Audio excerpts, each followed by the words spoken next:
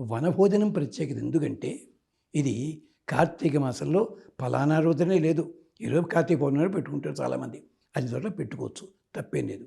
ఎందుకంటే వర్షాలన్నీ కూడా ముగిసిన తరువాత మొక్కలు మళ్ళీ కొత్తగా మొదలవుతాయి. ఎప్పుడది అంటే కార్తీకం చివరిలో ఉండగా వస్తాయి. ఈ వనదేవతలకందరికీ కూడా నమస్కారం చేస్తూ, మీ వల్ల బతికామయ్యా, మేమందరం బతికుండాలి. ఒక చెట్టు లోపల మూలం కింద ఉంటుంది, కొమ్మలు పక్కకుంటాయి, రెమ్మలు ఇటు పక్కన ఉంటాయి, ఆకులు ఒక పక్కకి, పూలు పళ్ళు ఇలా ఉంటాయి అన్నీ కూడాను. ఆ చెట్టు కింద మనుషులు సేదీస్తారు. చెట్టు తొర్రల్లో జంతువులు ఉంటాయి, చెట్ల కొమ్మల్లో పక్షులు ఉంటాయి, చెంచని పురుగులు ఉంటాయి. గోదావరి తీరమందు పెద్ద జువ్వి చెట్టు కలదని పంచతంత్రంలో ఉంది. అలాంటి జీవనం మాకు అలవాటు చేయవయ్యా.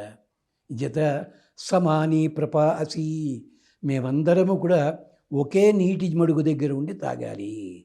సహవో అన్న భాగ, మేము అన్నమంతా కలిసి పంచుకు తినాలి. ఒక తమిళ కవి, తమిళ భక్తుడు, శివభక్తుడు అన్నాడు, భగవంతుడా నాకు కాకి జన్మ ఇవ్వయ్యా, కుక్క జన్మొద్దు అన్నాడు. ఇదేమిటన్నాడు. కాకి చూసావా స్వామి, ఇంత రొట్టె ముక్క దొరికితే అదొక్కడి తినదు. 10 కాకుల్ని పిలుచుకుని పొడిచి పొడిచి పొడిచి తిని రెక్కలు టపటపట కొట్టుకుంటూ ఆనందపడిపోతుందే, దానికి కడుపు నిండుతుందయ్యా? లేదే. అలాగే నేను కూడా నా వాళ్ళందరితోటి కలిసి ఉండాలి. దీనికి సంకేతంగానే వనభోజనం పెట్టారు. అందుకనే చెప్తారు పెద్దలు, అన్నాద్వై ప్రజా ప్రజాయంతే, యా కాశ్చ పృథివీ శితా అత అన్నేనైవ జీవంతి. అన్నం వల్లనే బతుకుతున్నారు.